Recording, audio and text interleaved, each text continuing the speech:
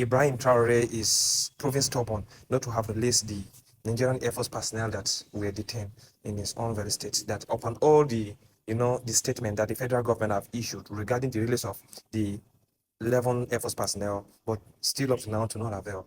And lately again, I came across this tweet by one of the Nigerian Air Force group, Nigerian Military Gallery on Facebook, that it was a proverb as well, that he who the gods want to make him mad will first of all make him deft. Meanwhile, Ibrahim Traore is actually, proving deft. Like, it looks as if he's not even feeling intimidated. He's not, well, quite all right, he's not actually intimidated by what all those tweets, what the federal government have issued regarding the release of the 11 Air Force personnel.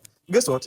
Burkina Faso is not as compromised as Nigeria itself. That's what you people don't understand, right? We understand that, yeah, Nigeria is far bigger than it. Is bigger than it. That is in terms of the landmass and some other stuffs like that. But of course, we can't actually say we can't actually give them 100% when it comes in terms of this in corruption and the rest, because almost every country gets its own for body. But you know what? It is not as compromised as Nigeria itself. Our own is purely wickedness. I'm not trying to speak against our dear beloved country itself, but if we see the truth, make we just talk them out. Make we just talk them out. And each country has their own rules that governs its own region. They have their own rules. So Nigerian Air Force personnel, they actually broke their own rules and regulations. What are they supposed to do? To negotiate, as in to impact on a peaceful this thing. It's as simple as that. And not for you to start issuing trade because you feel like the country is not as big as you people have what, and you feel like he's the kind of person that will feel intimidated. And don't forget that it is a military personnel that's ruling that country. It's not. Anyways, at the end of the day, it is what it is. So you people that are actually saying that he's not supposed to have detained those Air Force personnel, that they are trying, that they are toying with Nigerian, they are toying with Nigerian whatever of a thing.